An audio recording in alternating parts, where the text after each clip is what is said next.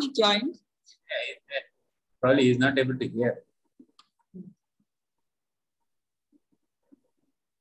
Arun, CB, Arun, CB, Kavita. Yes, ma'am. Can you hear me? Yes, ma'am. Yes, yeah, you can. You're loud, ma'am. And YouTube recording is needed, no? For this? Yeah, it's recorded. It's already in recording. Yeah. Okay. Mr. Manivannan, are you able to hear us?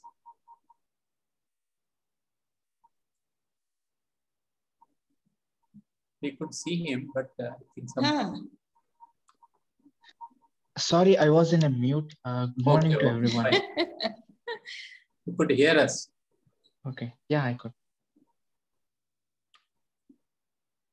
So, Kavita, just project Manivannan's slide also, whether it is, just share whether it is visible or not. Just let us check.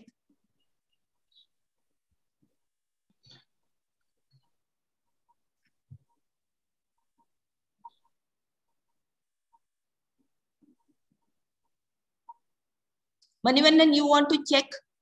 You share your slides. Just let us check. Can I share my screen? Yeah. Okay. Yes.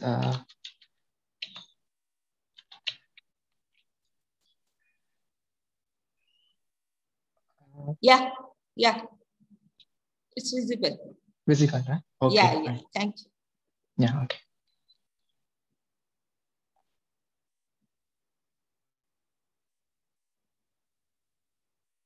How many slides?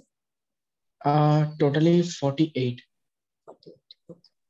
And in between 2 videos are there, right? Yes. One I will show directly as a demo. I'm having that kit now. Yeah. So other things I can show it in a video. But what video you shared with us? Those videos you don't want to show? Ma'am, ECG analyzer I'll share as a video. I mean, in a YouTube. And other one I'm just having that in a direct. Here only. Okay. So I can directly I show us a demo in the live itself. Okay. Once Dean sir joins, we will start. Sure. Participants have joined. Oh, I'm already here. I'm already here. Okay. We are waiting for you only, sir.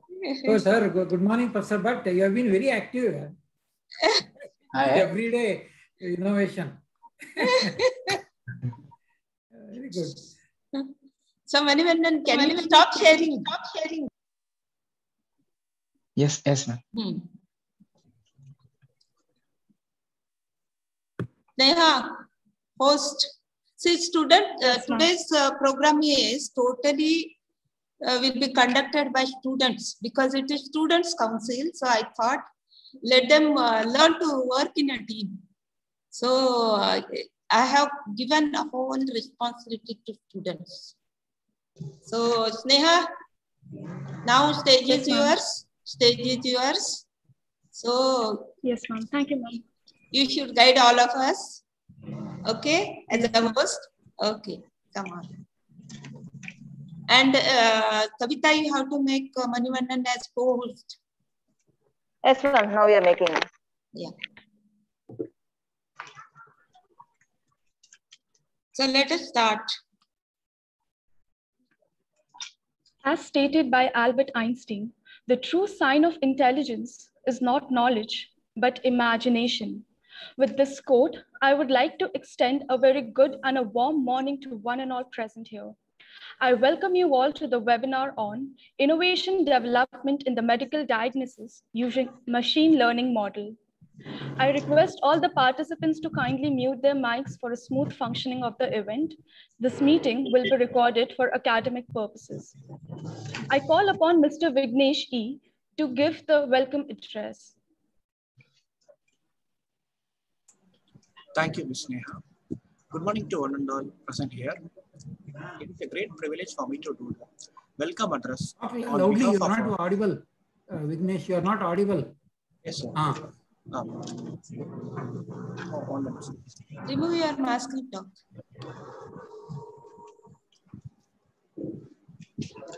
Audible, but little softer. So, yeah. Thank you, Ms. Neha. Good morning to one and all present here. It is a great privilege for me to do the welcome address on behalf of our management and our team IIC.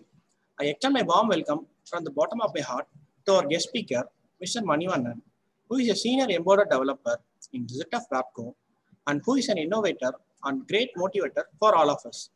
Thank you for accepting our invitation, sir. It is an immense pleasure to welcome our honorable, sincere, dedicated, pious, gentle Dean, Dr. P.F. Kotur, sir, as an ever enthusiastic advisory member of our IIC. Without the great effort of our Dean, sir, IIC will not come through. I cordially welcome you, sir.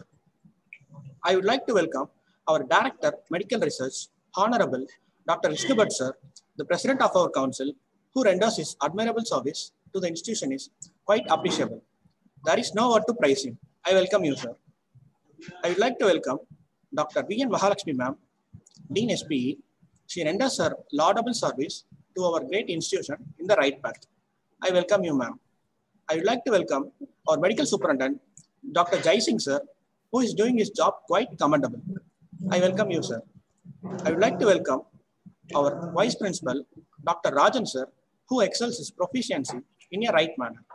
I welcome you, sir. I would like to welcome Dr. Pushpa Kotur, ma'am, the convener of IIC and the backbone of our council.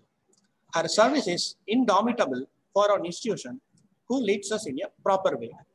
I welcome you, ma'am. I would like to welcome our Vice Principal, Student Affairs, Dr. Arnachalam, sir, whose immaculate job is commendable. I welcome you, sir. I would like to welcome all our head of institutions, HODs, professors, faculty members, PGs, and my dear friends. Thank you. Thank you, Mr. Vignesh, for a heartful, warm welcome. Now, I would like to invite our beloved Dean, sir, Dr. P.F. Kotur, sir, to share his view with us. Yeah, thank you, Kavita, and thank you, Vignesh. Very good morning to all the students over here and my colleagues, Dr. Vishnu Bhatt, the Director of Research and the backbone behind this innovative cell, and the coordinator, Dr. Pushpa, Dr. Kavita, and other faculty members. As the head of the institution, I sincerely congratulate the team IIC of AVMC for having organized this program. And this is the first and foremost thing is, apart from fulfilling the requirements of some regulating bodies, etc., this is a wonderful job, as per my opinion, is that is going on here. This Institute Innovation Council is by the students, for the students and of the students. It is a student-centric activity. Of course, the teacher's guidance is there in each and every step of the activity. When this IIC was inaugurated just a couple of days by inviting Calvers, our EMRF and the other institutions, that was the beginning. That day, I remarked that well begun is half done. In a similar way, within a couple of days, this wonderful program has been organized. And even there is one wonderful thing of this program is, I already said it is by the students, of the students, for the students, and the resource person is also, I am told, a student. He is also a student. That's a wonderful thing that can happen because it is all a student-centric activity, and this is how we justify. This platform of Institutional Innovation Cell is to identify, nurture, and grow the instinct, talents, many a times hidden in the students. Students might dream that for some reason or the other, that may not be identified, they will not have time to nurture it, grow it, express it, realize it. So this is a wonderful platform that has been created, and wherein you are exposed to various innovators, various innovators, entrepreneurs, and who have started many startups and successors. On this platform, all these people will be sharing their experience and expertise and knowledge so that you will get sensitized, you will get inspired, so that you will realize your dream. Innovation is a way of life, day of life, every day, day of life. World is moving so fast and in an accelerated manner. If you don't keep pace with that, you will be a failure. So now it's very fast. I said, whatever the innovation, the ideas, those come to my mind, we shouldn't allow them to die or decay by themselves there itself.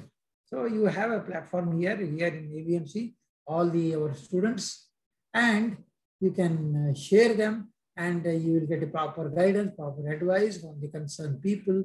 And before you go out of the institution as a professional, if you have one or two, some innovations to your credit. I remember of a college where my son was studying in engineering in one engineering college in Karnataka.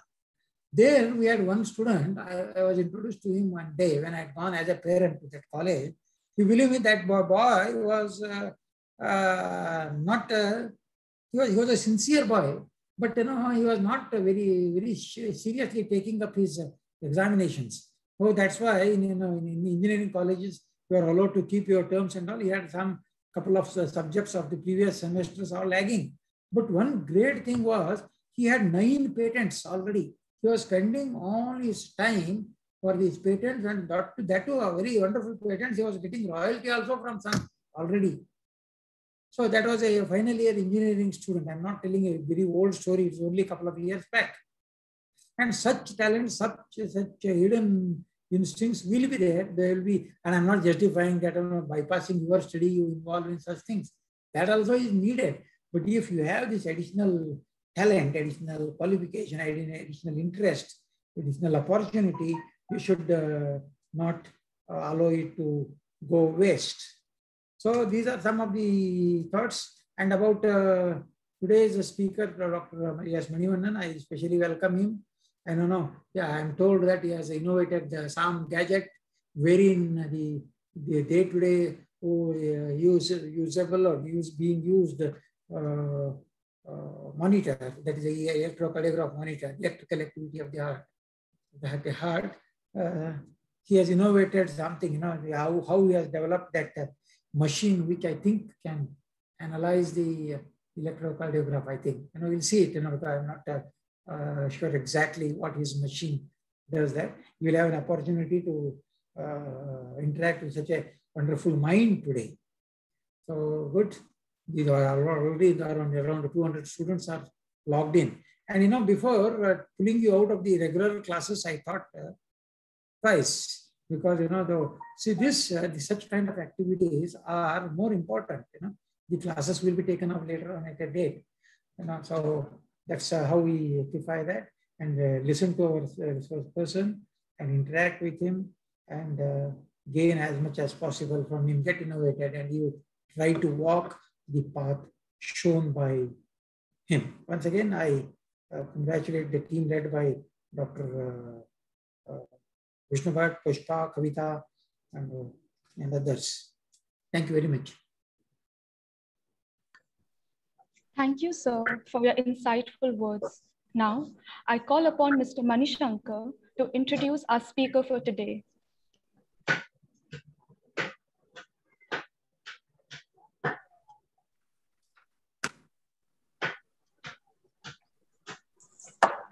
Thank you, Ms. Neha. I always wonder how people build a small intelligent device that reacts to sound or stimuli. Our sir, Mr. Manivannan, has developed such tiny machine learning models. Sir is an young inventor from whom we can get inspired by a lot. Sir has won us top 5 machine learning models in Elephant Edge contest. He also holds the patent for an ohmic heater for food preservation by flash process through low voltage IGBT single phase inverter modules. He holds this patent in 2015. Recently, our sir has developed a pocket-sized ECG analyzer device, as mentioned by our dean sir, which works without internet dependence. It is a great thing. Also, sir has developed a COVID patient health analyzer, which is very much useful at this pandemic time. Now, I would like to welcome Mr. Manivannan sir to give his motivational and innovational speech for us. Thank you, sir.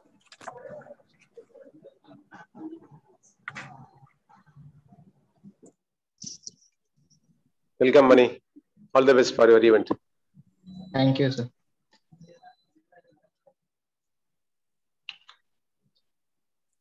Thank you, everyone. And Manivannan sir is here.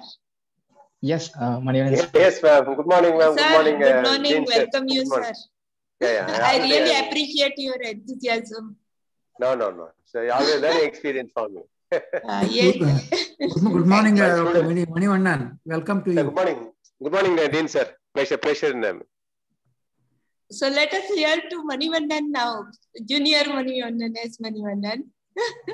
Is really he will be an inspiration for our students. He is still doing his research.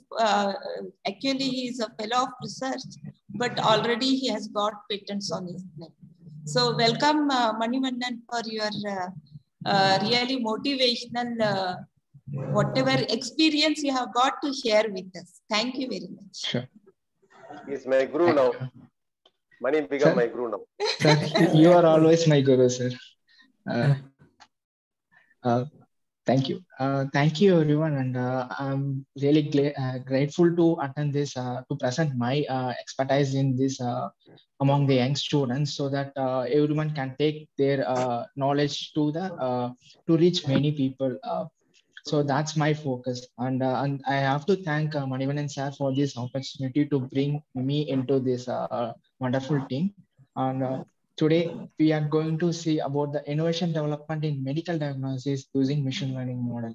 So before that, I just want to give a little brief intro about that. Like I'm an embedded engineer, like where I used to see like what are the problem statement in the present global. So I used to develop some solution for that problem statement. Like previously in the last year, I just built one embedded machine learning model where it can be fit into the elephants, so that elephant can be served from the poachers. So that was recognized as a top 5 machine learning model in the US, and this was going to be implemented in the African elephants. So like that, I could say I used to interact with many my doctor friends, like from my school days. So they have given some more inputs, like what is lagging in our present medical system in India, particularly in the rural areas. So based on that input, I used to work on what are the solutions we can find. And also that's how I just developed the ECG analyzer model. And in a second wave, in a COVID second wave, we have faced a in a medical system, and in our India itself faced a large fatalities due to that huge number of cases in the particular time itself. Like when the COVID patients are admitting in hospitals and they are not getting bed. So due to that, many fatalities was occurring in the second wave. I took that as a problem statement, and just a week back, and I arrived at one solution, and I have developed a small device also, like which I will be expanding in this demo. So let's go into my presentation. Yes. So sorry, I am hearing little noise. Okay. Sorry. Yeah. So the topics which I'm going to cover in this session is a machine learning in a diagnosis and ECG analyzer device, which was developed by me, and also a COVID patient health analysis device. So these are the three I'm going to explain in detail. So let's go into the machine learning model. So I think here all the students are from the medical background, so they might not have aware of that what is a machine learning actually. But I could say, like, whatever the electronics device we are using now, all the device will have the machine learning in built.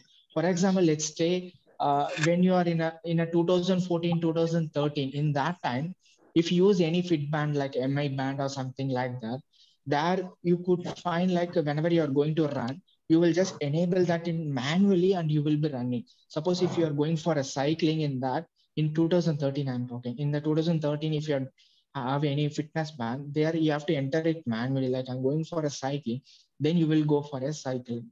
But the present days, if you took a same MI watch or even an Apple Fitband or something, you don't want to do anything manually. You just go for a run. It will identify that you are running. if you go for a cycling, it will identify you are cycling now. And it will analyze all the data without you are giving any input, like I'm going to run or I'm going to cycling, everything. So this was achievable due to the machine learning techniques. So the machine learning can predict what you are doing now without you are giving any input. Like you don't want to give any input. So like my hand is doing some actions in the x-axis, y-axis. So in a 3D space, I'm going to do. So my action will be different for a cycling. My action will be different for a running. It will be different for a playing the cricket. So the machine learning model is like a software, or is just a software with some background of Python and C++ coding. With the help of mathematics knowledge, it will just predict what you are doing now.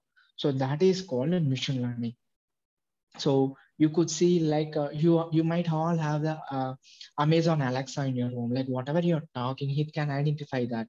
So that also a machine learning techniques, like it can recognize your voice and what are the commands you are giving, it can recognize and it will work. So that's how this machine learning techniques was introduced. Initially, it was introduced from the Google team. So from Google in 2013, this techniques was introduced in their Google phones. Now it is started introducing it. It started deploying in all the electronics items. So let's see. As a software person, like what I could say, like traditionally, maybe as 5 years back, what as a software engineers used to do, they will used to do the coding. They know what they need to do. For example, they want to display some hello in the some screen. They will do something coding and they will produce the output. In the machine learning, it's like what are the observation is there. That data will be taken as an input. The software, the machine learning, in the sense like as a software which will be running in computer or in an embedded device. So it can be any platform. So let's say here computer. It will automatically predict that based on the input and output of the previous experience. It will predict and it will able to derive a program. What is the logic behind that? It will able to predict. Let's say like I could compare this like a child. For example, when we have some 3 years old kid, that kid doesn't know about what is ABCD or what is good, what is bad. That kid doesn't know in the starting earlier stage. So as a parent and as a teacher, we used to teach them, and as they grown up, they can identify, okay, this is good, this is bad, this is language. So they can able to identify. So that's how our human brain is trained. Same concept is involved in the machine learning. So machine learning is a software without any knowledge. As a developer, I will be training, okay, this is that, and this is A, this is B, like that I will be training. So the software will understand all the things. Then if I directly deploy, it could if the kid could grown into a 20 years kid, 20 years a youngster, something like that, the software will have all the knowledge. Then he is fit to the society, something like that. That's called machine learning. So I hope I have given a little introduction about the machine learning. Let's see how the machine learning will involve in the medical diagnosis field. Okay, let's see a conventional method which we are following now, and maybe in the present India, we used to follow this kind of methodology still now. Let's say if an old man is coming to having some cough or some breathing issue, he will visit the hospital as a outpatient visit, and the doctor will ask to take an X-ray report for that, so that he will goes to the X-ray center and he will take the X-ray report. Then what will happen? Then again, he will bring that X-ray report to the medical person or a medical expertise or even a doctor again, so that the doctor will analyze and they may tell, okay, you are a normal person or you are slightly affected with a pneumonia or any other cases. So the doctor person will analyze the same data and they will report, like they will generate the diagnosis report. Okay, there is a problem or not. So this is a conventional method. There is no issue in that, but as we are evolving as a human, we are evolving into the technologies are developing now. IoT concept and machine learnings are developing in all the fields, and also now it's stepping into the medical fields now. And also this is necessary to involve machine learning in the medical diagnosis. The reason was, let's say as a old man, in a pandemic situation, he can't travel to public places and he can't visit the hospitals in during these pandemic cases. So we need to make sure this process should be like in this process, we could assure that 100% we could able to diagnose that patient's health condition. That should be converted into IoT with a machine learning, but the accuracy should be 100%. So how to do that? Let's see in a machine learning diagnosis. So let's see in a machine learning diagnosis, if the patient visit the outpatient visit, okay, then if we took that X-ray report, you don't want to visit again to that hospital or medical expertise or no, anyone. You just get that X-ray report. If he has the mobile phone, he can take that X-ray clearly with a photo. That mobile phone will be connected to the server, maybe like any software, and that software will run the machine learning. That machine learning will diagnose and it will tell you are normal person or you are a you have some 30% pneumonia or you are a 20% pneumonia. So in this case, you could see like this cannot be automated in every cases, but again, I mean, diagnosing that and analyzing the cases that can be automated using the machine learning. So here we could say that again, the revisit of patient to the diagnosis patient, to the diagnostic center or a medical expertise is just made into a machine learning model. I'm just taking this as a one example. This is not only for the X-ray, it can be used for all the things like ECG, which I have made as a device. Like that, you could consider any other thing. I just made this X-ray, but it can be a ECG, maybe even a heartbeat, like that also can be used to, we could be able to develop a machine learning so that we could be able to diagnose it in a home itself. Okay, so how to develop this machine learning model in a medical diagnosis? Let's take a little deep inside about that one.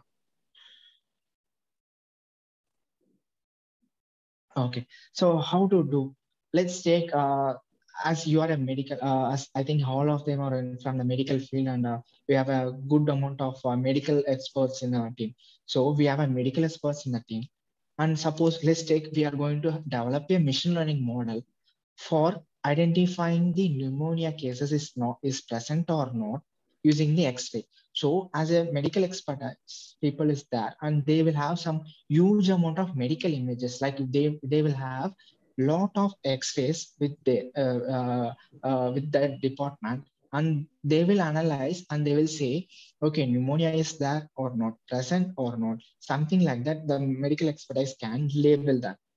And if they give that data to a software engineer, and we know the medical expertise team already labeled this X-ray is pneumonia and this X-ray is not pneumonia, like that. Suppose we have some 2000 data, like 2000 X-ray images. So that data is given to a software engineer. As a software engineer, he has expertise in machine learning, but he is not expertise in identifying the cases. But that input will come from the medical expertise thing. So he will just compare, okay, whether the pneumonia is there or not from the medical image. And he will use that machine learning techniques to analyze that. And he will program that. Machine learning is nothing but just a program, as a C++ and a Python code, as a software, you could say. So he will develop the machine learning code based on this input. And once the machine learning model is ready, we can just directly feed this data here. Based on this training, we could the machine learning can able to detect pneumonia is present or not. And this is not the end.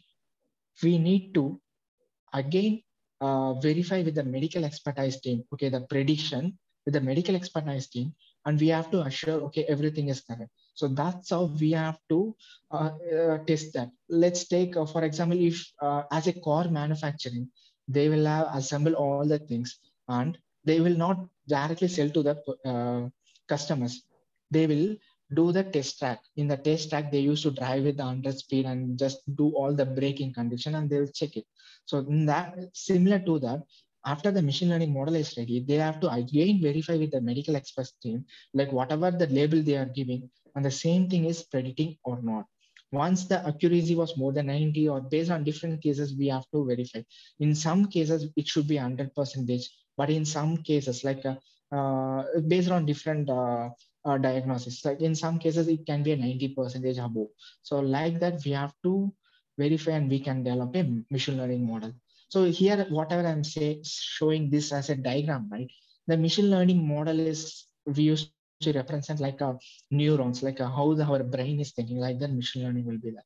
This software can be ported in a mobile phone and also in a system. And also we can develop a normal chip with the normal microcontrollers. Normal microcontrollers in the sense like, what are the some basic chip kind of thing? Maybe I could say something electronics device like this. I can put it here and I can have my own sensors here. Then I can diagnose this in my home itself. So that's how this is the output software can be ported in any devices. So yeah, so this is the machine learning, basic machine learning ideologies and how the machine learning will play a role in a medical diagnosis cases. And so in the future, let's consider in the future how the medical diagnosis will be there. There will be a group of knowledge expert about the medical diagnosis and the medical verification.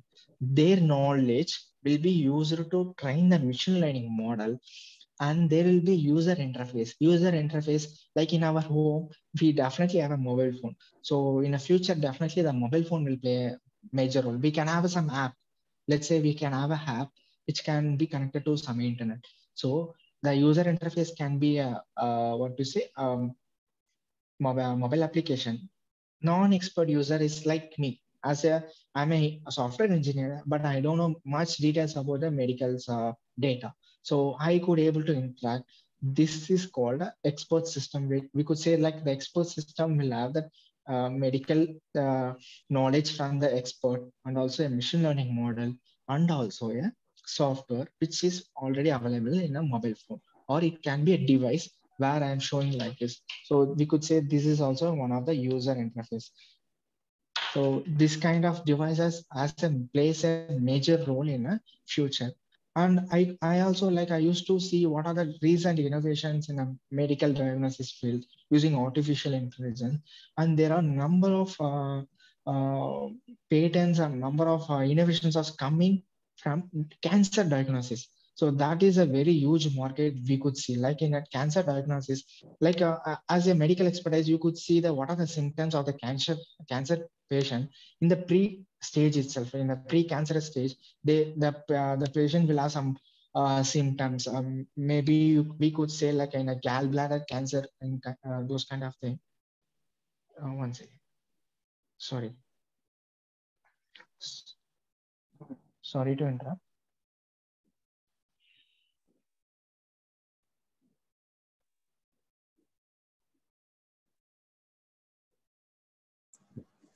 On small request, you can put it in the play mode. It will be much better.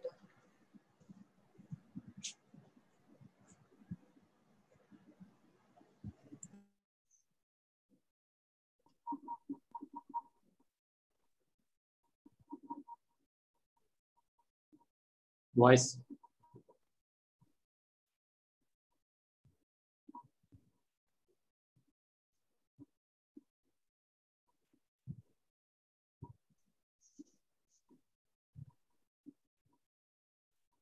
You are not audible. You can't hear me.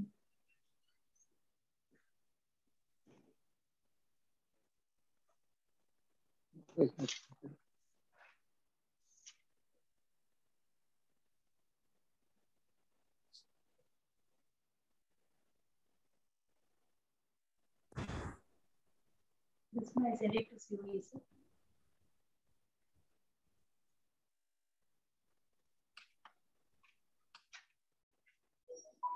That copy you don't need to send to COE. It's permitted. Hello? The academic session will permit. Now you are audible now. You are audible now, Mani. To whom? Yeah.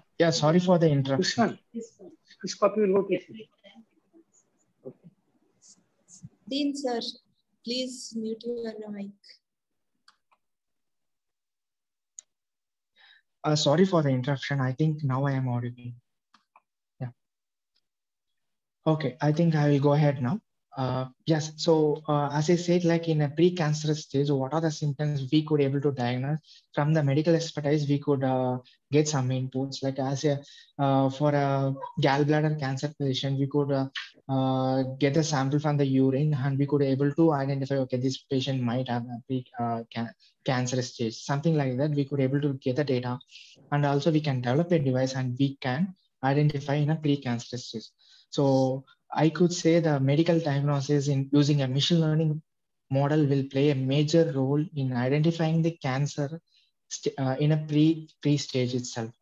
That will be the future of a medical diagnosis. Okay, how the innovation will come.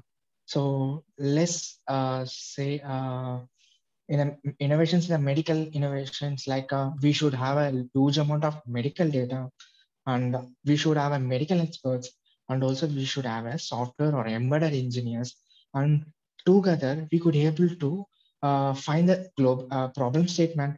We can identify the problem statement, and we have a medical expertise. We could guide that which is wrong and which is which data is good, and they can able to identify the symptoms. And as a software engineer, they can make that into a user interface device. So that's how the innovation should come as as I can see as a medical diagnosis. Does anyone has some doubts, or I could see someone has raised a hand.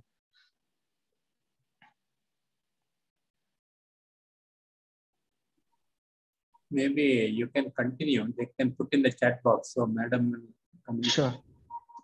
Okay, sir. Yeah, sure. Okay.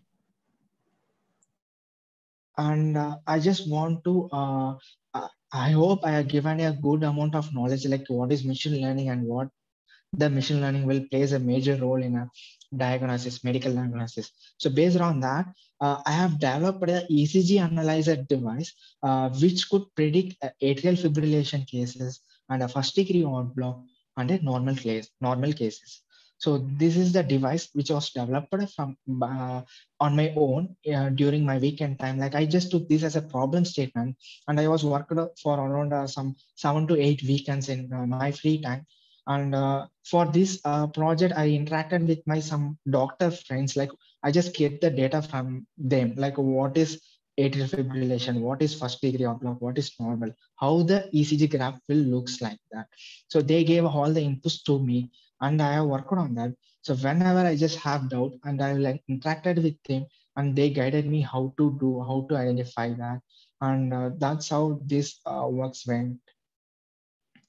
And the motivation behind this is like I could see there are more number of fatalities was happening in our India due to heart problems. Like I could see the problem statement as like in a rural areas. I just took the rural area, like where there was a lack of healthcare facilities, and we could see as a genetic and also a lifestyle changes, we could see there are number of heart disease cases are increasing throughout the India. And also among the people, like if you take our rural areas, that we could see like if the people has some cardiac arrest symptoms, they are ignoring that due to the lack of awareness, and there should not be in those areas there might not be what to say, like a diagnostic center is not available in all the villages. We could say that as a one blocking point. As a city people, we could able to reach a diagnostic center easily, but in a rural areas where there is no internet facilities and no proper electrical facilities, there the diagnostic center is not available, and they are just ignoring that symptoms, and this leads to the fatalities. So I just took this as a problem statement, and I was working on the technology. So I just take the basic research, like what are the present ECG analyzer device available in the market. Market in the sense I was just referring as a global one, like I was referring as a US market. What are the present innovation is going in the ECG analyzer device. So I found out like there was a device which will be attached to, which I can fit it into my body, and I could get the data of my ECG data. And this device will communicate it to my mobile phone. And from the mobile phone, it will have an app. That app will be connected to the internet, and the ECG analyzing will be done. That is one of the famous present trending is there in the US. So that's how they are using that. They are using the IoT medical device, we could say. Like there should be a complete internet dependency. Or else, if we have a computer and we have some software pre-installed in that, when we have that ECG machine and we connect to that computer, we could able to that software can identify whether the patient has some atrial fibrillation or different cases. Or so that's how that application works. So these are the two major platforms which was quite famous across the global. And when we see this kind of devices, we know that these two devices should have a computer or a mobile phone with a good internet connectivity. But in our rural areas, still there are in many rural areas, there is a lack of internet facilities. And also we could not say like all the people having the mobile phone. So this is two are very lagging in let's take in a rural areas. So I just want to develop a device which can be used by a layman, and it should be a cost effective. So what I thought, like as we know, like a normal digital thermometer, this can be used by anyone in our India. So like it's a very simple, we have to plug in and we could able to see what is the temperature. So it should be as simple as that one.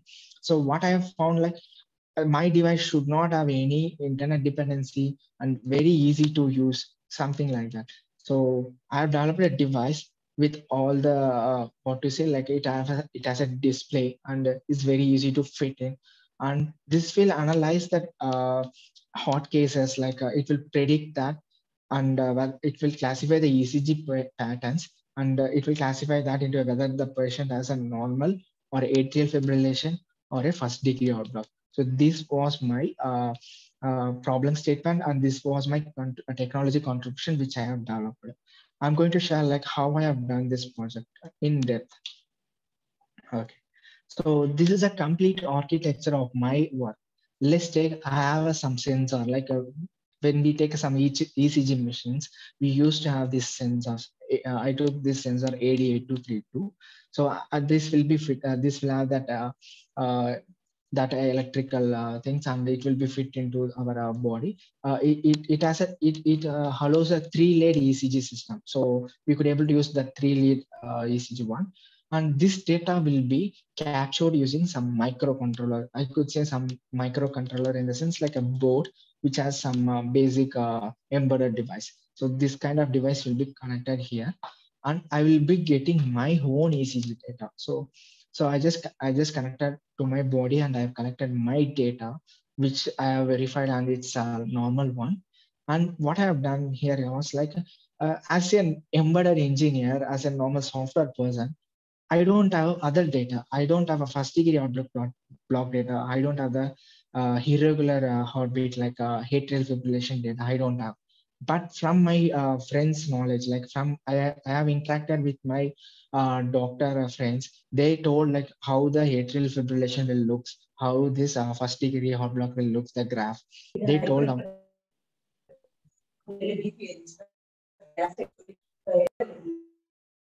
Sorry. Yeah. So this data, how it looks, I just got the info from them. Then I have some signal builder as a software. Then what I've done here is like, I just modified my ECG data to look like this atrial fibrillation, and also to look like I'm just duplicating my data into another data where that ECG will look like a atrial fibrillation, and also it will look like a first degree heart block. It's something like how the vaccination is going, like how the science began the vaccination. As you all know, like they are developing that COVID look like samples, something like that. I just, from the normal sample, I just made a duplicate one, and that duplicate one I just edited, and I've just made this kind of samples. And we know I have a huge amount of data now. So I used a machine learning techniques, and I have labeled this data like this is normal ECG and this is first degree and this is atrial fibrillation. And in the machine learning, I trained that model, and output of that model, whenever I gave a new data, it can predict, okay, this is normal and this is first degree and this is atrial fibrillation. So that's how this entire architecture. So I'm collecting the data, and my data is a normal, and I have duplicated the data, and I have edited the duplicated data to look like atrial fibrillation first degree. And I have used a machine learning techniques to modify that. Sorry. Yes, I hope as you are all from the medical expertise team, I don't want to do much info regarding these atrial fibrillation cases. Like what I got info, like in a normal, we could see the graphs will be like that.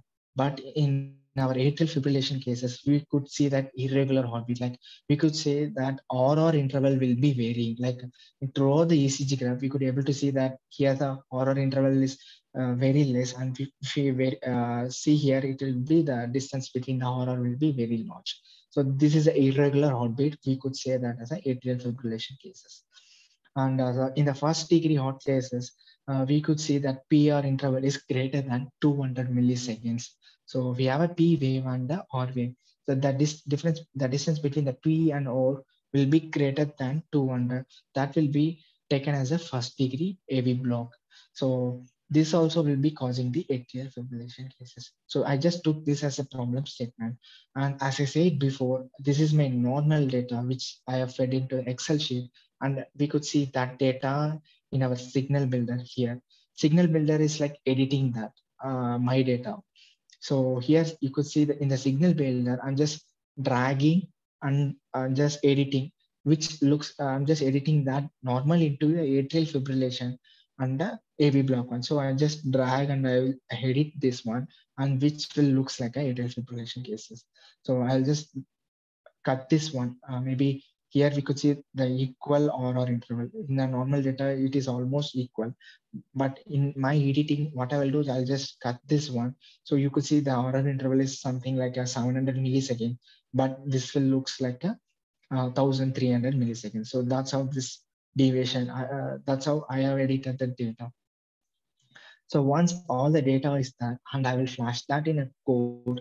So, and one more thing which I faced here, we could see I have got all the data. Now I have the data for a normal, and I have edited and I have generated a data for atrial and for a AV block. Now I have all the data, but when I was trying the machine learning, the machine learning cannot be able to predict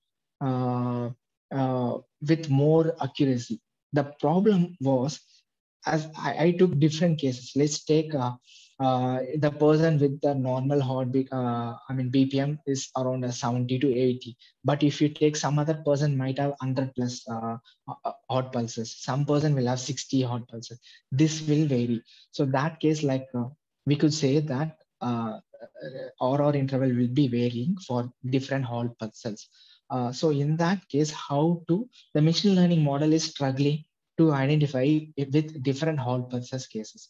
So then I just went to my doctor friend and I asked her, it's not performing that much. So I just asked her how you are verifying, even if there are any cases, how you are able to verify that. So from their basic knowledge, what they given, like in the graph sheet, they will be noting down, okay, what is that small, they will have some small box, and they will be just counting that box and analyzing the difference. Okay, this has some 5 and this has 4. Like that, they will be marking. When they say, when that expertise team see that there was some huge deviation keep on going, they will identify this is atrial.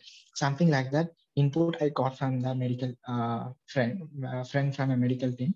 So what I have done here, this is the one novelty which I have approached in my model. So what I've done, what are the human observation is that, and I have changed the human observation into a data. So you could say ECG data is there, and I have developed an algorithm. The algorithm in the sense is like software. So I just developed a software where whatever the human observation is there, and that observation is fed into that software.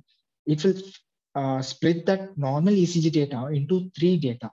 Like I have a filtered ECG data, And also I have two waveforms additionally, RR waveform, PR interval waveform. So this waveform, which I was, it's like, it's based on the human observation. Human observation in the sense, let's say in the normal cases, there won't be any deviation. So that person and the medical team won't mark anything. Suppose in the atrial fibrillation, we could say that person could identify the difference between RR in the boxes will be 6, but in the another graph, it will be like almost 8 or 10. So he will identify 8, 6, 10, like that, the number patterns will different. And also in the first degree of pulse, we could able to identify the difference between the PR and OR. So they could able to mark it. So this is a human observation. In my software, same thing will be converted into a numerical value. When there is no there is no deviation is the normal cases, the waveform will always have 100 and the waveform will be always 50 value. Suppose if there is some atrial fibrillation is there, the waveform will be changed to -100 and the PR will remain same. In the first degree of block, we could say that P2R will be greater than 200 milliseconds. Here, the PR waveform will be dropped to -50. The RR waveform will be 100. So I'm helping the machine learning model to understand better about the ECG. When I give the normal ECG with different cases, it can't able to learn that. But as a human being, what we are doing, we're not just quickly just saying and we are not observing that. We are just marking down and we are analyzing that. Same thing I have done in a machine learning. So whatever we are marking that also I just given as a simulated as an input so that my machine learning model waveform will looks like this. So in a normal ECG, we could see the another two waveform will be always straight. But in the atrial fibrillation, in the below one, you could see whenever there is a deviation between the two RR interval, the RR wave will be dropped to -100. So this is the atrial fibrillation cases. Let's take in the first degree of block. We have a PR interval waveform. The blue one is the PR interval waveform. So it will be dropped to -50. So you could see that in this we could see that there was no P wave within the 200 milliseconds. So this is the first degree. So whatever we are doing, I'm just manipulating that into your data, and this helps to learn the model with more accuracy. And I've trained in the software. Since it's almost like a little more deeper into software, I don't want to cover that in this session. So we could see that I've collected the data. This is the green one is atrial. In the green one is a normal data. The orange one is the first degree or block data, and the blue one is the atrial fibrillation data. So the software could able to identify clearly like these are the boundaries. Like we could not able to see there is a huge gap between orange and green. So that's how the software can easily able to identify this is a normal, this is atrial fibrillation. So based on that, I have trained and I have executed the model, and we could see, yeah, my accuracy of that, my model was 92.9 accuracy. Like it can easily able to detect the atrial and easily differentiate the normal and the atrial fibrillation cases. So here I just use a one controller, but this is a software which can be ported in a mobile phone, and also it can be ported in any microcontroller device, like a library. With this one, we can able to design a device. And this device will cost around like the sensor cost will be 1,000 rupees. The microcontroller cost will be 2,000 rupees.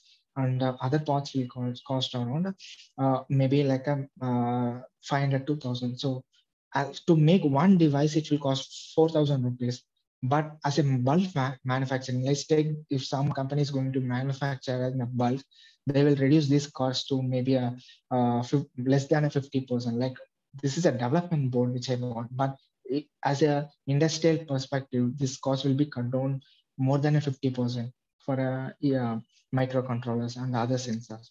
So this device can be manufactured and can reach a normal people with a cost of 2,000 or 2,500 rupees in the as a what to say in a business perspective, I'm saying. So maybe if anyone has some doubt, maybe we could ask that, because I'm just going to explain another device. which is a COVID patient analysis. So before that, if you have any doubts, I could answer your queries.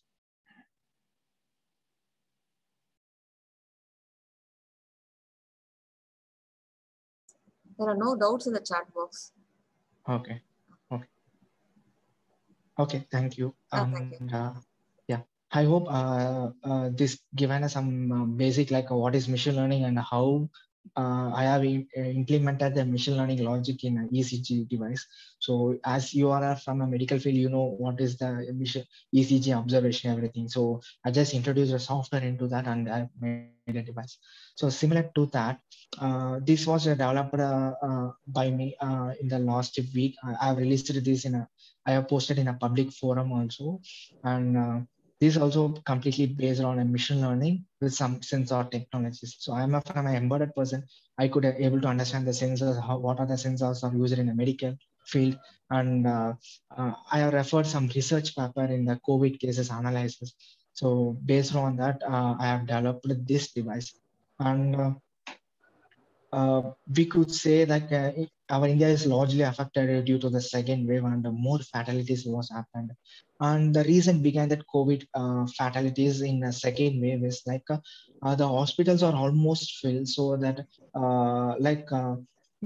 we could not able to admit all the COVID patients in the hospital. So most of them also are in a quarantine, and the quarantine person is not able to aware whether their oxygen level is reducing or not over the period of time. Maybe he can measure it in morning, but he will miss to measure in a regular periodic interval time, so that if there is a huge decrease in oxygen level, the patient could not able to identify in an earlier stage itself. So that is one of the reason. And also the family members who is taking care of that infected person will not be a medical person, so maybe they will not aware about the medical parameters, like whether what is the respiratory rate, how much respiratory rate that is breathing now, and how to measure and how to look into the SpO2 data. As a common person, they could not able to identify and estimate what is the patient condition. I mean, what is his family member condition. And also all the people just taking the home quarantine, once their health is almost deteriorating and in the critical stage, they are coming to the hospital, so that even in the hospital, we could not able to save that patient.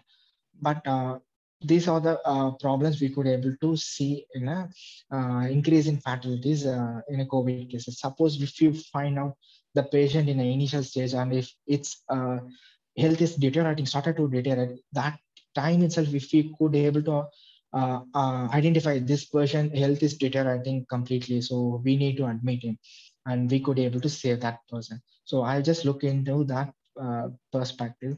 And also in a medical field, I could say I just interacted again with my doctor friend who is a government doctor in Tiruvallur, and he had told almost all the hospitals are full and they are completely occupied to take care of the patient they are admitted, and they could not able to go to reach all the patients who are in a quarantine, in that 2 to 3 weeks of hectic time where the cases are really high.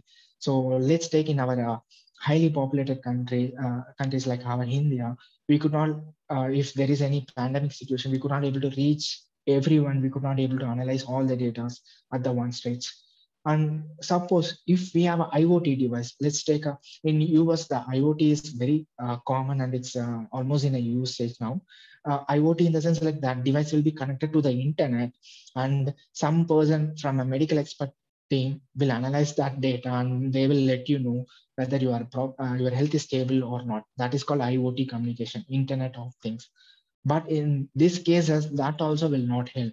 Let's take in that 2 weeks of time where the cases are really high, that the medical team and the doctors will not have some time to sit and analyze all the quarantine patient at one stage. Maybe they are occupied with all the ICU patients that time. So that is a one gap in our medical field whenever the pandemic is occurring. So due to that, there are a lot of fatalities are happening. So And also another important challenges is like whenever the COVID patients are affected, everyone was rushing to the hospital. Like they are in a fear. So everyone, even they might affected, but their health will be almost stable. But due to that fear, they will be asking for a bed and a medical, oxygen supplies. They will be rushing to the hospital. So as a doctor, already patients are in ICU, they could not able to identify, okay, this patient is very critical, this patient is deteriorating, and this patient health is almost stable, no need to admit in hospital. They could not able to identify in a very short span of time during this pandemic situation. So these are the challenges is faced by a medical expertise team during whenever the cases are really big. So I took all the problem statement from the medical and the fatalities as a problem statement, and I worked on one device, and I developed a device called COVID patient health analysis, and I made this code as a public source. So anyone from medical team or anyone can take this one and they can make it into a product also. So I'm going to explain much deeper about this in upcoming slides. So my device, as I said, my device will I have downloaded this device. This will have a microcontroller, and we could see this will have a display. This display will show whether you are a stable person or your health is deteriorating or you are very critical situation. This it will display that data.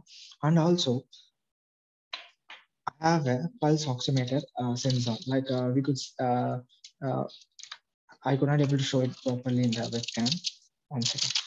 So here we could see this is a pulse oximeter sensor, and I made this kind of small band where I can fit it in here, and I can fit in my forefinger, and this kind of band will get the SpO2 data and the heart rate and also your body temperature from this sensor itself. And also another thing is a respiratory rate. So whether how many times the patient is breathing in, breathing out for a 1 minute. So let's take if the respiratory rate is greater than 20, the patient is not a stable person. So that is the one input I got from the medical research paper. But how to detect that whether patient is respirating, how many times per minute? That data I could not able to get it from my ECG. I could not able to get it from SpO2 or a heart rate. Heart rate is differs from this breathing in and breathing out. So, but I could able to understand as a normal basic basic and a basic embedded person, I could able to see that my below ribs it's keep on modulating. I mean, it's keep on going out and going in whenever I was breathing in and breathing out. So for every person, we could able to observe that when we keep that my hand just below that ribs, we could able to identify it's just moving in and moving out. So what I've done here, I just developed a band. It's something like a running person used to use this kind of elastic band, and I have attached a sensor. This sensor will identify whether it's going in this direction, y-axis. Like in a physics, we used to see x, y, z. So this is y-axis direction. So what I have done here, like I just, I just insert that and I'll show you demo. So you could see that here the band is fitted here, and whenever I breathe in and breathe out, this will be keep on varying.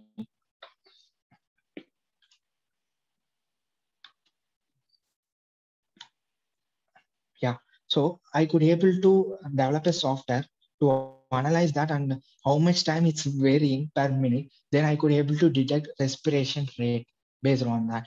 But that case, this is a prototype model, but I could not able to achieve 100% result whenever the patient is walking. So because due to vibration also, it will affect. But I just want to develop a proof of concept like this can be made into a device in the future. So we could able to detect the exact respiration rate even when the patient is walking also.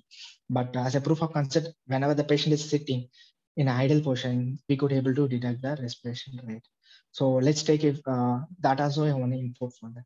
So I have taken a 4 health parameters for my device: SpO2, heart rate, and body temperature, and the respiration rate. This 4 data I have taken, and I have developed a machine learning model, and that machine learning model will analyze that whether the patient is stable or not. So this is my overall architecture for my device. We could see that sensor MAX 30102 will get the SpO2 heart rate temperature. The band which was developed by me will have that respiration rate. I have developed a health risk status algorithm here. I have put it into my controller. And as I said, I've just generated a machine learning model. And this can able to identify a stable person, critical person, or a deteriorating person. Deteriorating person in the sense like, I used to collect 3 hours data. For example, this device is worn by any patient. Every 3 hours, this data will be collected. In the 3 hours, what is his status? So in the 3 hours, for example, in the first 1 hour, is the health status was normal. But in the next 1 hour and the last 1 hour, the health status was slowly degrading. I will inform that in a display as a deteriorating. And from the starting itself, his health status is not good. It will display as a critical. But in the 3 hours of data, his health status is stable. It will display as a stable. So how I can, as a software person, as a embedded person, how I able to achieve, how I can classify and how can name this as a stable and a critical and deteriorating. I just referred some 2 medical research paper regarding the COVID patient analysis, and based on the data, I have generated my own data set. Let me quickly explain what is the data set I have referred. This one I have referred from the UK primary health centers published in the net. From this data set, I could able to understand as a normal person, the respiration rate should be 12 to 2 for a 0. 0 is a stable person. 1 is a more mild person, and 2 is a moderate, and 3 is the critical. So whenever the respiration rate is within this range, that person is normal. So here also in the SpO2, it should be greater than 96. And also they have taken a pulse as a 51 to 90, and the body temperature is normal range. So I just took this as a data set. So I could able to classify. Let me go.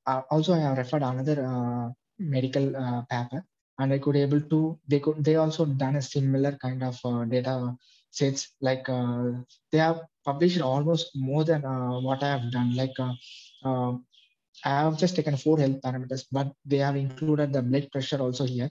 But as a major thing, I just covered these 4 health parameters. So I have taken a temperature, hot pulse, and a SpO2 and a respiration rate. So we could see that respiration rate will be around 21 to 24. That is moderate. If it is greater than 25, the person is not able to breathe properly. Like there is a lack of oxygen support. So he is breathing more times per minute.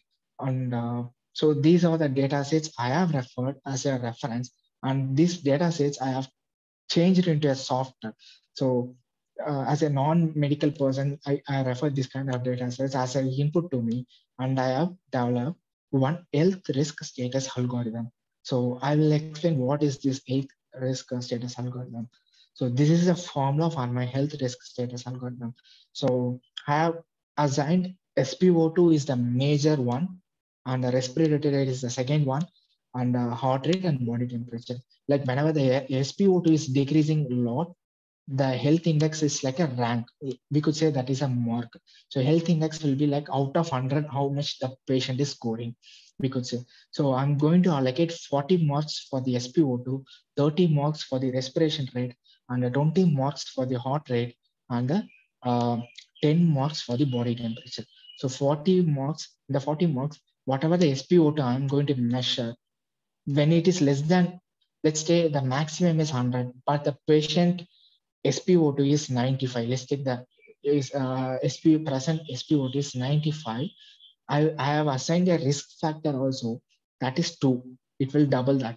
So almost like in the 40, I will be minusing 10 because the patient health SpO2 is 95. So the output will be 5. 5 into 2, 10. The weightage is total weightage is 40, but I am going to reduce 10 here. So the mark achieved by that patient for the SpO2 is 30. Like that, I have just assigned a risk factor and also a weightage. So whenever the patient patient mark is greater than 85 to 100, he is stable. Less than 85 to 65, mild. 65 to 50, moderate, less than 50, always a critical. So this is how I refer the data set. I just converted this into a formula. Like a formula is, I just type it in my software. So that's how from medical to software transition occurs. So also like, so this is a formula, like whatever explained in the previous slide, I just used that as a formula here. So I have used a Google Colab as a data set generation here. So I have from my own data, I could be able to get the same, like in a previous ECG, I could be able to get the stable cases, but I want to simulate a critical and deteriorating cases, right? So for that approach, from the Google data set, I have used some electronics tuning, like whenever the electronics, maybe you could see like a tap, like as a normal person, I'm saying like a tap, like that one electronics tuning will be there. That is called potentiometer, used to say in engineering terms, that blue color one. So I have put all the data here. I want to generate a huge number of data set for the machine learning. So what I used to do here, I just tune it here. So whenever I tune it here, the data set will be always stable. For 3 hours time, I just tune it like this. Whenever I just tune it to complete, it is a critical one. So when I take the tuning into little 45 degree, it will take the data from the mild. And when I tune it to 135 degree, it will take that data from the moderate. So the 3 hours data will be converted into a 170 second data. Like each minute I'll be taking the data. So almost 180 minutes data will be there. That will be as just for a quick one, I just converted into a 180 second data and I have simulated this one. So you could see here in this diagram, what I have done here is like, initially it will be always, my tuning will be always in a stable. And after some hundreds again, I'll just tune it little to the mild case. Then you could see there is a drop in this case. This is the health index, like at the patient health mark 100 to 0. So initially it was like a 80, 90 to 100. Then it was dropping to 75, 60. Then I just tune it completely to this right side critical. Then the score will be almost 40. So as an embedded engineer, I don't have all the data, but I know what is the data will looks like. So I have just duplicated and I have simulated all the data, like how the patient health data will be for stable, for a critical, and for a deteriorating persons. So yes, and once all the data are generated, and we could able to see here that health critical, health stable, and health is deteriorating. So we could see the green one is the health is deteriorating. Blue is the critical. We could see there was huge difference here between these two. And stable person is here, almost similar to that. And this is how my device works. And this predicts almost with more than 99%. It can able to predict that using this 4 data. It able to predict that almost more than 99% accuracy. And these are the links.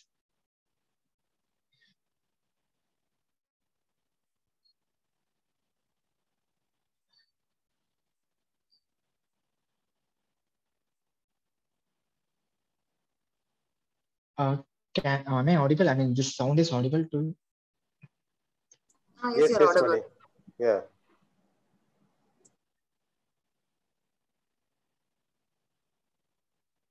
So I just want to quickly show that demo from my already pre-recorded one.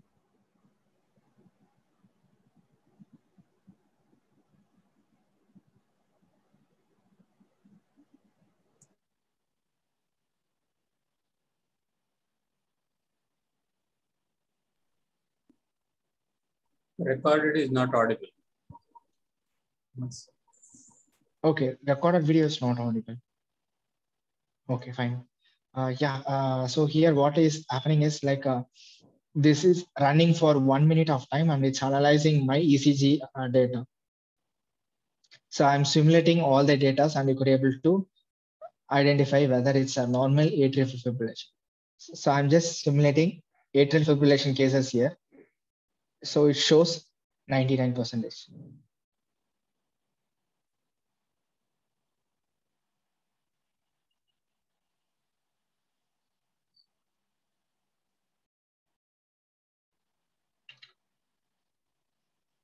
Yes. So that's what that's the conclusion. Like from machine learning to prototype development, this is what I have done in the past few months of time. I would like to ask. There are any points are not clear. I would like to explain it again. Also, no problem for me. Or any queries from your side.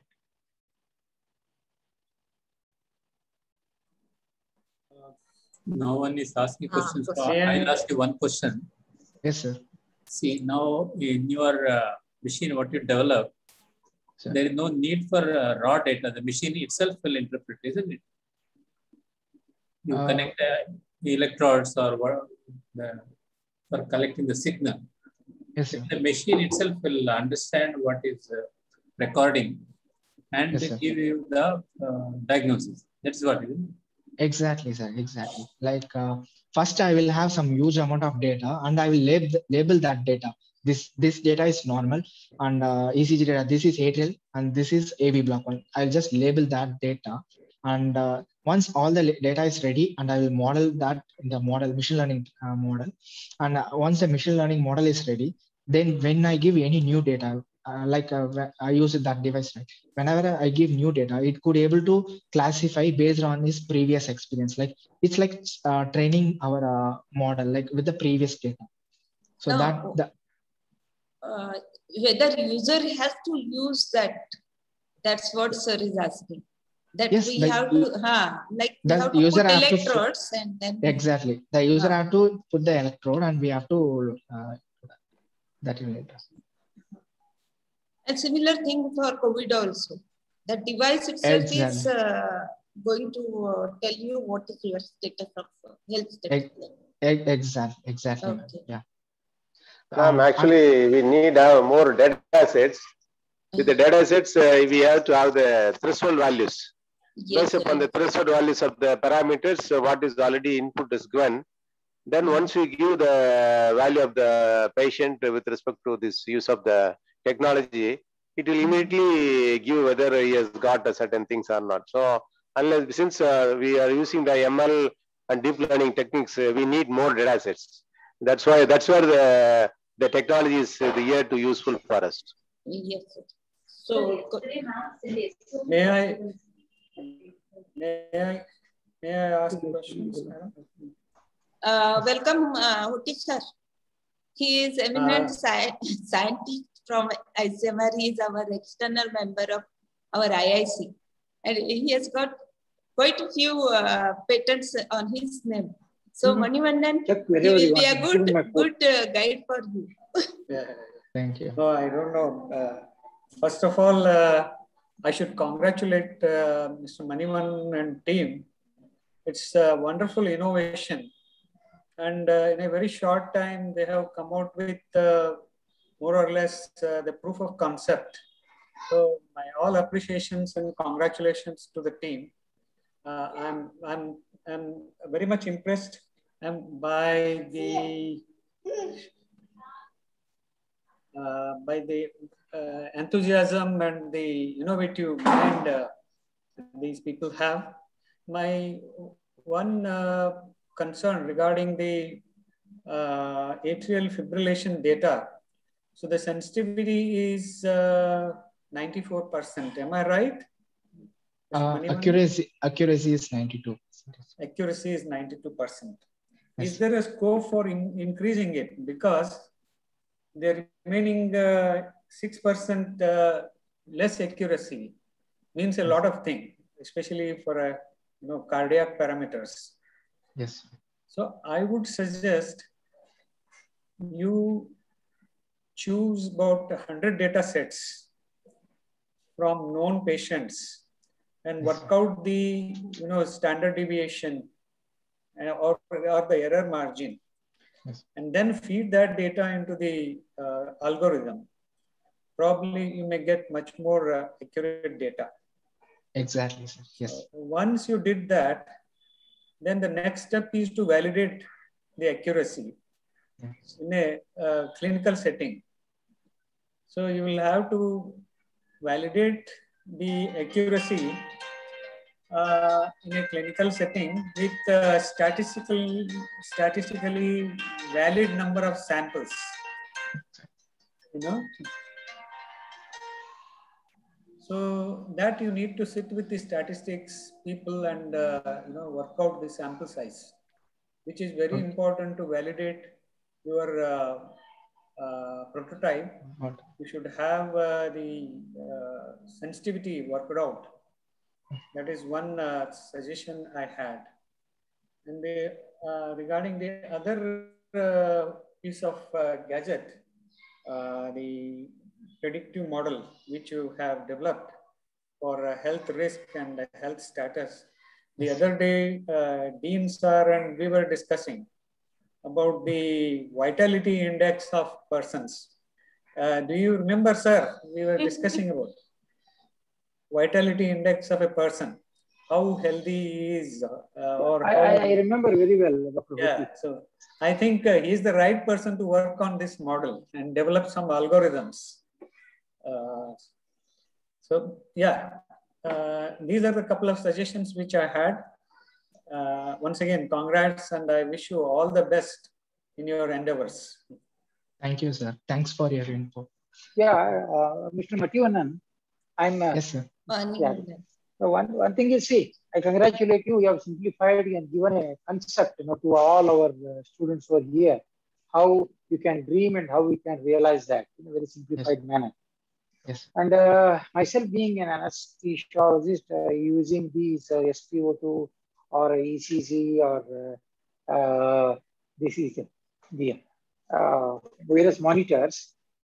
What I like to say is, see, one simple thing what I understood by your concept is, whatever data you have gathered from the experts, you are going to incorporate or you are going to put into the machine.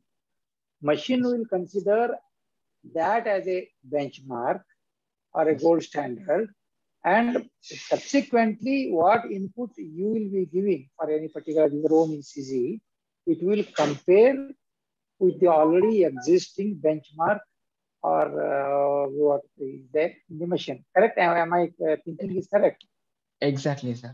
Now, what I want to say is, see, whenever any expert gives any data, be it an ECG is a documented one or something, many things will be there, wherein there will be a lot of subjective variability. You got my point, you know, multiple variables. Okay. So the machine will consider the, suppose, you know, the subject, suppose you take some input from me, wherein, you know, some things will be depending upon my personal preferences, because everything is not very accurate as you think or as we imagine. So there will always, because that's why you say, you know, you go to one doctor, he will, why the differential diagnosis concept came. The diagnosis, differential diagnosis means which is the nearest diagnosis to that. These fallacies will creep in when you are generating this machine learning, etc. You know that. That's what Professor Oti is expecting, that, you know, it should be 100%. That will never ever be possible. You have to have the at the most you can achieve even if you take multiple inputs from various experts and huge data and all. In spite of that, it will never ever be 100% accurate. It has to have somewhere near that, and 5% margin has to be there for the subjective variation, subjective assessment, subjective. Ultimately, it is a human evaluation which has been put into the machine. Machine compares that with the what input you are given and gives you the diagnosis. So that one comment. And second thing is, amongst all the multiple parameters we use to measure the pulse, measure the blood pressure, measure the respiratory rate, etc., the most fallacious one is the SpO2. SpO2 is the saturation of oxygen, okay, in the arteries, the arterioles, in the capillary circulation. So this SpO2 monitor is the one which will be like a misleading many a times, you know. You got my point. That has to be taken into consideration. And another thing is the latent period involved in detecting the abnormality. For example, I become hypoxic. You put SpO2 probe on me, it will take certain time.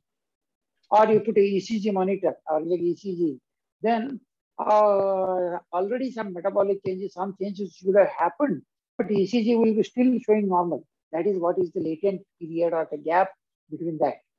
And that you have to take into always. So the limitation of using such apparatus in case of emergency, wherein the concept of golden minutes, those concepts are initial 1 or 2 minutes, this machine can be, that's the limitation you can always note in the mind, how you can overcome that.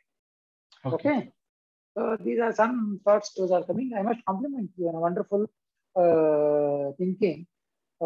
Thank you, sir. And converting it into, and in fact, some time back, I had encountered one more engineer who wanted to put artificial ventilation into the artificial intelligence into the ventilator. And he was struggling, they had applied to the BIRAD, etc. Wherein various inputs he took, what will be the pattern of ventilation, what are the various modes, what are the various parameters, respiratory rate, tidal volume, all kinds of things, etc. And he wanted to develop some kind of a database that he put into the ventilator. And the ventilator is supposed to set the, as when it connects to the patient. I really do not know. That was in earlier when I was in Satya Sai some 3 years back, was doing that. And we have done quite a lot of work on that, I don't know, I'll have to find out. So this is how I, certainly is a wonderful thing, what you have been trying to do. And with your able teacher who is all the time back with you, even he has come for your presentation, I appreciate that. That is the concern of the teacher, when his student is doing well. So thank you very much. Just to keep the points that I said, then we can try to find out solution for that. Yes, sure.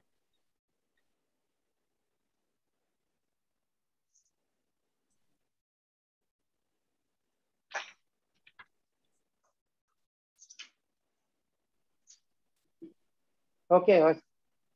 Yes, sir. Sneha? Yes, ma'am. What is next?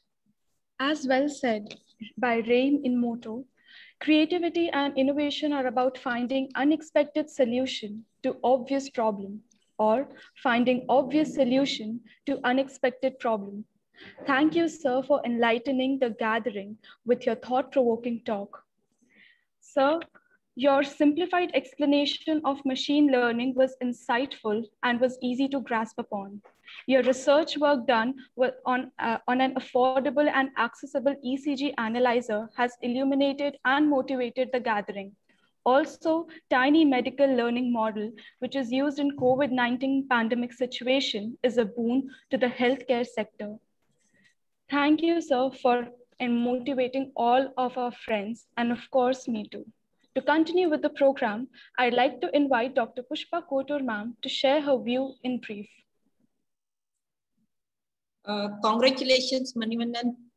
Really, I was excited to see how you have worked on this whole thing, that how innovation is where imagination meets.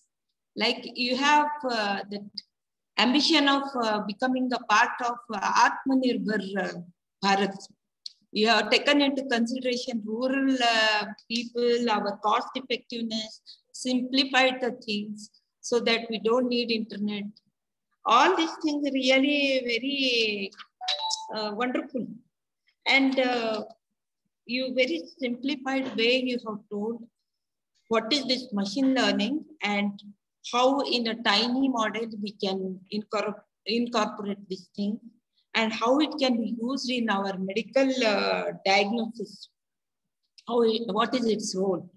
And in emergency situation like COVID pandemic, you thought immediately you have developed something so that it will help to our rural people, our Indians who are not very much highly literate and who do not have any access for this other internet and all these things.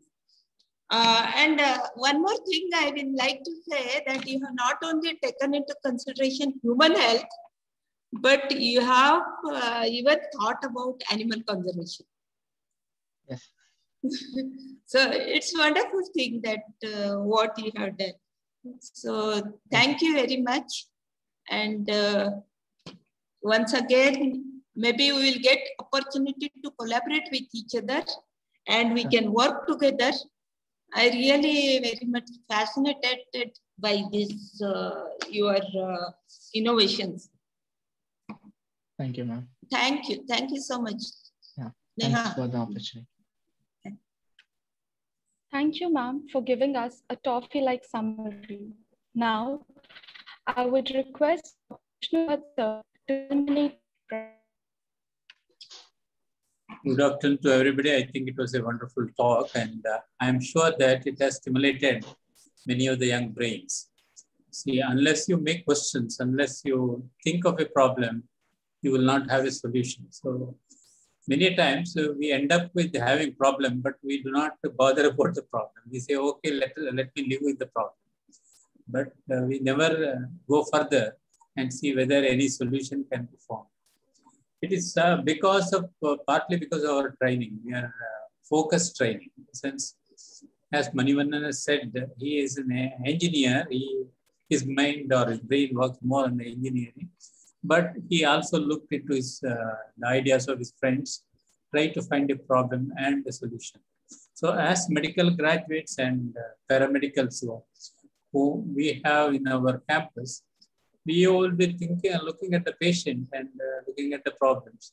So you give this idea to people like Manivannan and try to find a solution. So we have to work together from the medical and biomedical side to find a solution to the problems.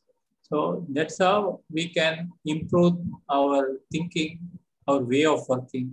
And if we develop simple devices which can diagnose or identify the problems, then it's a great thing which you can. And also, you must remember that when you develop a product, it involves several steps. So finally, the outcome should be good and it should be can be used. And once you make in large scale, as he rightly said, the cost will come down. So what used to cost about 70 or 8,000, you may be able to make for 5,000 or 6,000. So that is the idea. So I am sure that all young students and our faculty members would have got some idea, and definitely we will move forward. Like Manivannan, we will bring other young people also so that we can work together. Thank you very much. I wish you all the best. Thank you. Manivannan Thanks for the opportunity. Senior and junior Manivannan, both. Thank you, sir. It's always pleasure. Yeah, I think we'll work for the product where we can scale this product in a different way with respect to our AVMC Innovation Council. So it gives a value addition and also it gives a kind of interaction among the medical students with respect to the new emerging technologies, not only with respect to these two products. We'll see some more new ideas can be generated because the curiosity is there with respect to the students, so which leads to creativity. So hope this particular kind of a seminar will give insight for our medical students how the use of technology in the health sector, and which will be helpful to the rural, especially what all the four stalwarts, starting from the Dean and Dr. Pushpa Kotur and Dr. Vishnu Bhatt sir, as well as Dr. Kuti sir, all four has given a wonderful feedback and kind of motivation for Junior Manivannan to work in this particular domain. We see some sort of difference to be happening within very soon with respect to our IAC Council of AVMC. Thank you, sir. Thank you, madam. Thank you, Varda. Thank you, sir. Suggest, I think we should give a priority to this COVID-related prototype and speed it up. Its validation and launching. That will be a great step for AVMC, IIC. Yes, sir. That is very good suggestion. I think we should work on it. Yes. Yeah. Only thing is, yes, since we have COVID patients also with us, so that's a great advantage. Yeah, we need to have some data. Data are needed for this particular thing, validation. Yes, it needs a lot of data to validate and also strengthen the machine learning. Yes, sir. We'll do, sir. We'll do. People are there, and probably if you give the n number of data to Manivannan through the coordinator, I think Dr. Kavita Kannan is there, so Yes, that he can validate with respect to these things. We'll come with some sort of a further accuracy with respect to the model what he has developed. I assigned this whole actually meeting to students, thinking that let them learn to work in team and let them actually be a part of such prototypes. So that was my idea. So I think it is working out, and I appeal our students that they should come forward with their imaginations, and there are people like Manivannan who can support your ideas, and they will really see that our problems will be converted into some good innovation prototypes, and we'll be successful in Atmanirbhar Bharat. And students should ask question. I don't know. There should not be any hesitation. This is the forum where you are supposed to ask question, get your doubts clear, because we have someone who is an expert, who has done something, and he is not very senior to you. Yeah, he has thought over it. As a young, inspiring researcher, you should look at him and you should really try to make this session more interactive.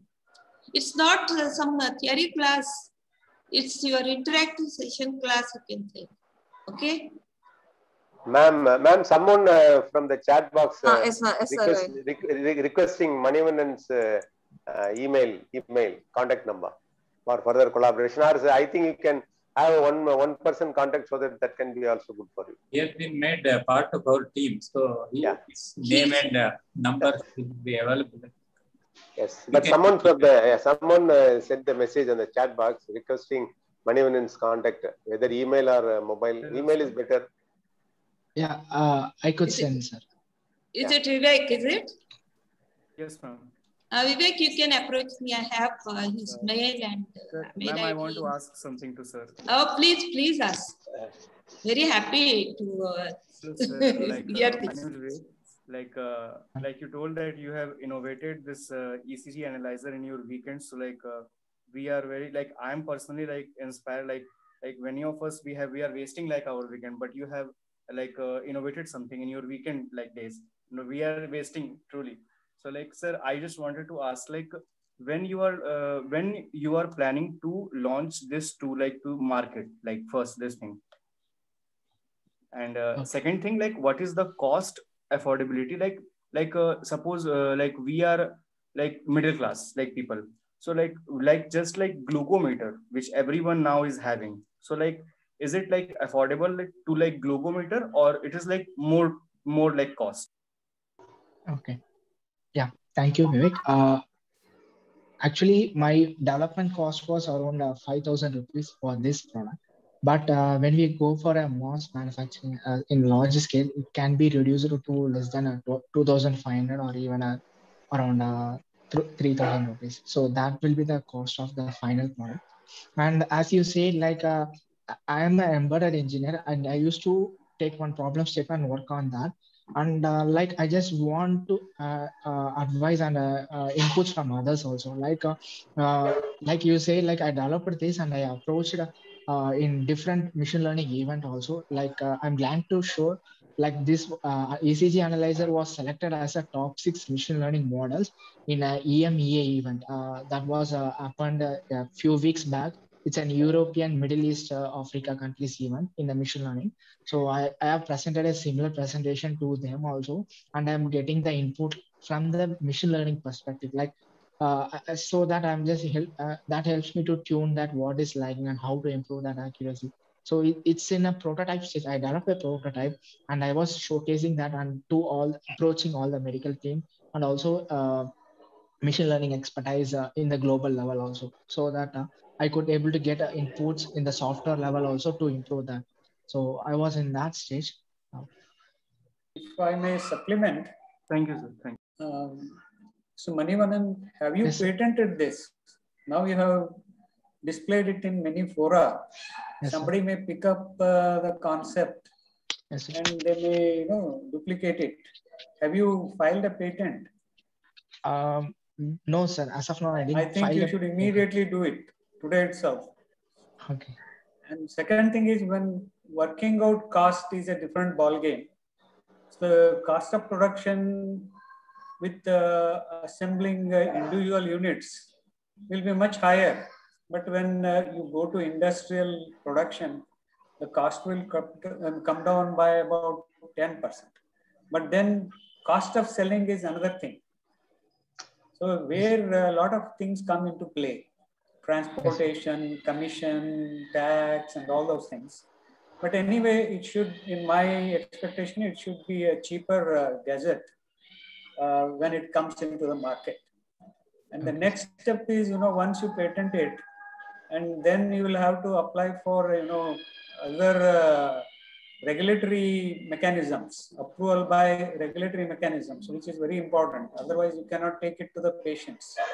Yes. So these are some steps which we can advise you in a separate meeting, how to take it to the market. That's very important. You have to work out a pathway to take it to the patient bedside or at home.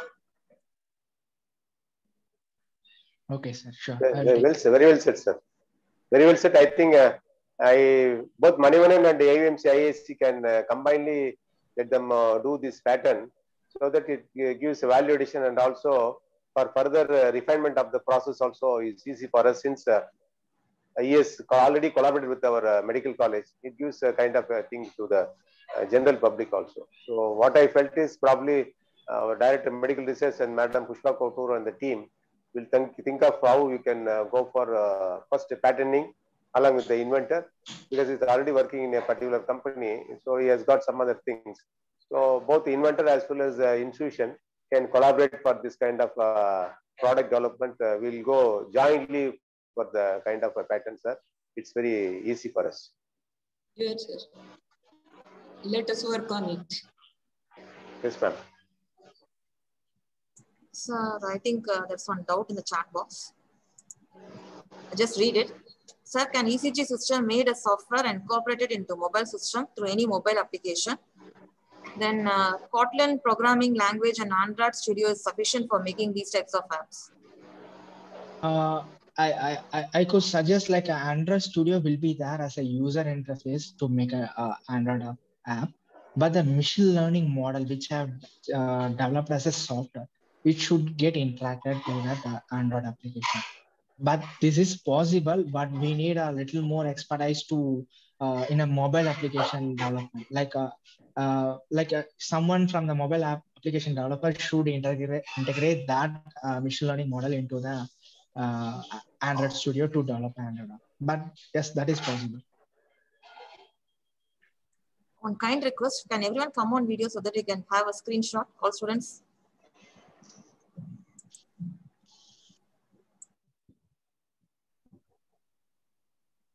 Good. Others also, please. Kindly come on video.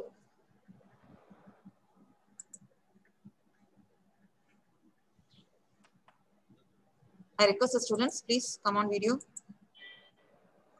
Put your videos on. Students, put your videos on. Yes. Put your videos on. Videos. Not profile picture, videos.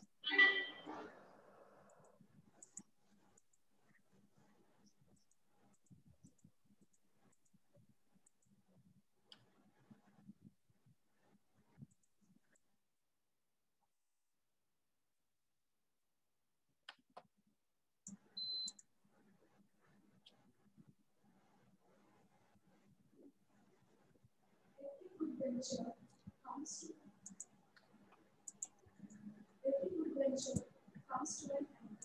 I would like to call upon this special group to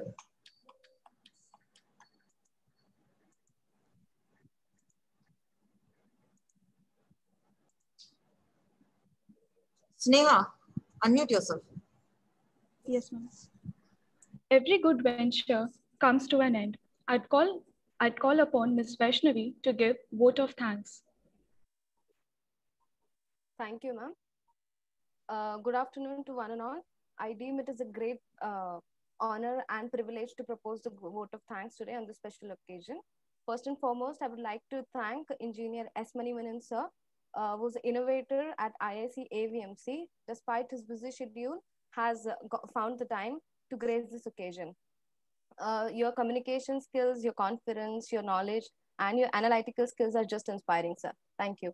I would love to thank our beloved Dean, Dr. P.F. Kotur sir, for his stewardship, for his vision, his confidence, and his commitments towards us. Thank you, sir. My heartfelt thanks to our beloved Dr. Pushpa Kotur ma'am and Dr. Mahalakshmi ma'am for their constant support. Thank you, ma'am. I'm grateful to Dr. Vishnu Bhatt sir for his unstinted support towards us, and I'm thankful to you, sir. And I owe special gratitude to the organizers, the faculty who have worked hard to ensure this occasion becomes the memorable success. Thank you. I thank our well-wishers, Dr. Rajan sir and Dr. Arunachalam sir for their constant support as well. Last but not the least, I would love to thank our distinguished invitees and my friends for your cooperation. I finally leave you all with the inspiring quote.